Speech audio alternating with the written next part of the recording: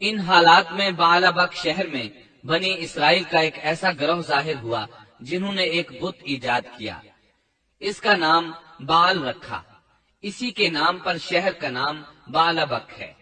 اللہ تعالیٰ نے ان کی طرف معزز پیغمبر الیاس علیہ السلام کو مبعوث فرمایا۔ آپ کا سلسلہ نسب یوں ہے: الیاس بن یاسین بن فنحاس بن ایزار بن ہارون علیہ السلام۔ اللہ تعالیٰ سورۃ الصافات آیات 123 تا 132 میں ان کا تذکرہ یوں فرماتے ہیں: وَإِنَّ إِلْيَاسَ لَمِنَ الْمُرْسَلِينَ إِذْ قَالَ لِقَوْمِهِ أَلَا تَتَّقُونَ أَتَدْعُونَ بَعْلًا وَتَذَرُونَ أَحْسَنَ الْخَالِقِينَ اللَّهَ رَبَّكُمْ وَرَبَّ آبَائِكُمُ الْأَوَّلِينَ فَكَذَّبُوهُ فَإِنَّهُمْ لَمُحْضَرُونَ إِلَّا عِبَادَ اللَّهِ الْمُخْلَصِينَ وَتَرَكْنَا عَلَيْهِ فِي الْآخِرِينَ سَلَامٌ عَلَى الْيَاسِينَ إِنَّا كَذَلِكَ نَجْزِي الْمُحْسِنِينَ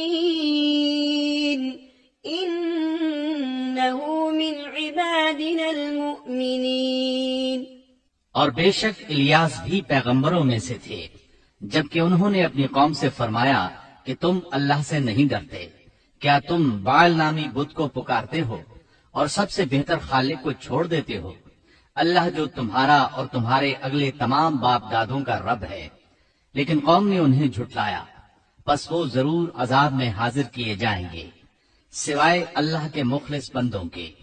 ہم نے الیاس کا ذکر خیر پچھلوں میں بھی باقی رکھا کہ الیاس پر سلام ہو، ہم نیکی کرنے والوں کو اسی طرح بدلہ دیتے ہیں، بے شک وہ ہمارے ایماندار بندوں میں سے تھا۔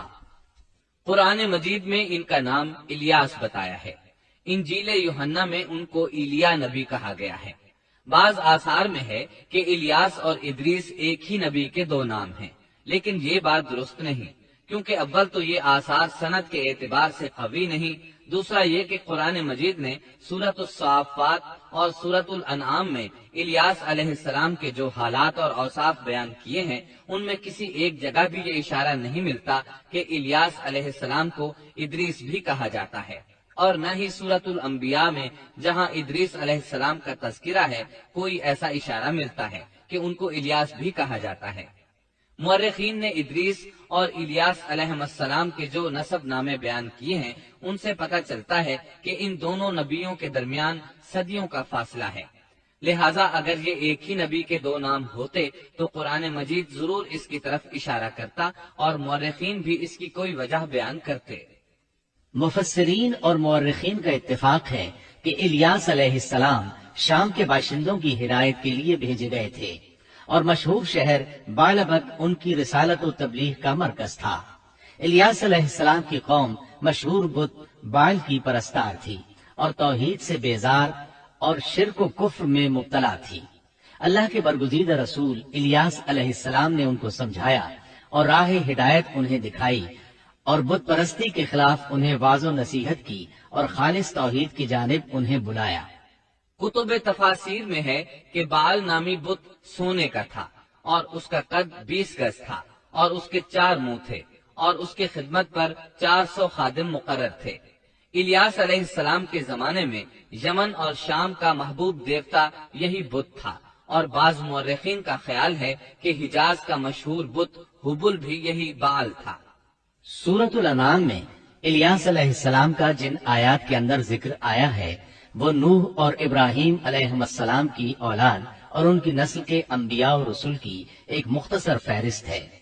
اللہ تعالیٰ سورۃ الانعام آیت 84 تا 86 میں فرماتے ہیں: وَوَهَبْنَا لَهُ إِسْحَاقَ وَيَعْقُوبَ كُلًّا هَدَيْنَا وَنُوحًا هَدَيْنَا مِن قَبْلُ وَمِن ذُرِّيَّتِهِ دَاوُودَ وَسُلَيْمَانَ وَأَيُّوبَ وَيُوسُفَ وَمُوسَى وَهَارُونَ وكذلك نجزي المحسنين وزكريا ويحيى وعيسى وإلياس كل من الصالحين وإسماعيل واليسع ويونس ولوطا وكلا فضلنا على العالمين.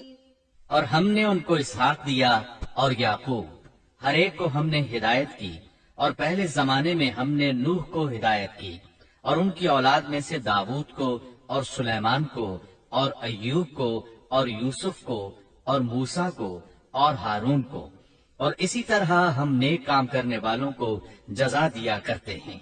اور نیز زکریا کو اور یحییٰ کو اور عیسیٰ کو اور الیاس کو، یہ سب نیک لوگوں میں سے تھے. اور نیز اسماعیل کو اور یسع کو اور یونس کو اور لوط کو، اور ان میں سے ہر ایک کو تمام جہان والوں پر ہم نے فضیلت دی.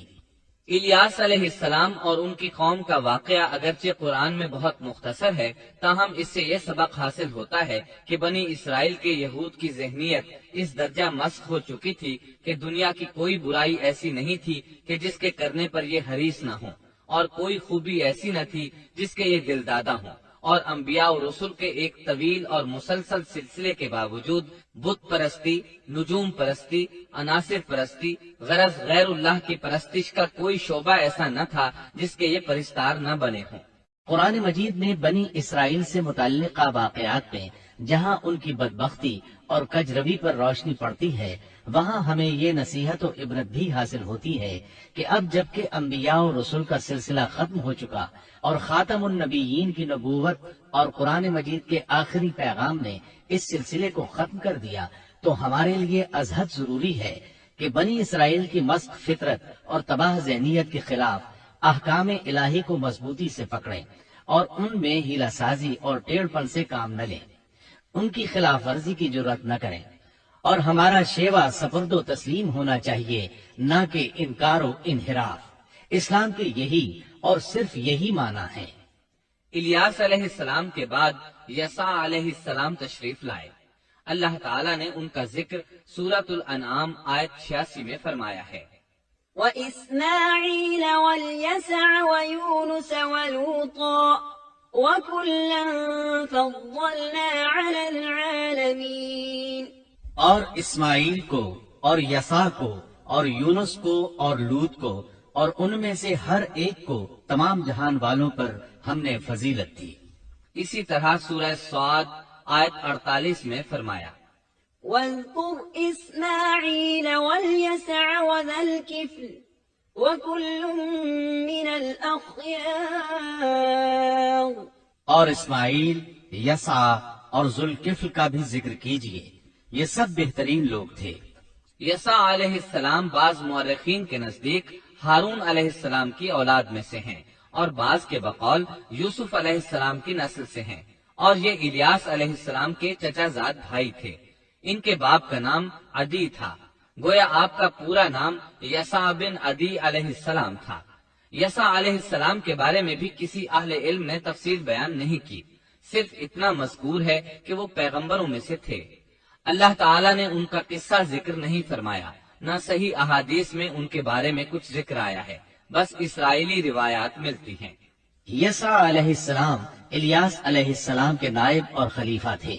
چھوٹی عمر ہی سے ان کی رفاقت میں رہنے لگے تھے، اور ان کی وفات کے بعد اللہ تعالیٰ نے بنی اسرائیل کی ہدایت و رہنمائی کے لیے یسع علیہ السلام کو نبوت سے سرفراز فرمایا، اور انہوں نے الیاس علیہ السلام کے طریقے ہی پر بنی اسرائیل کی رہنمائی فرمائی.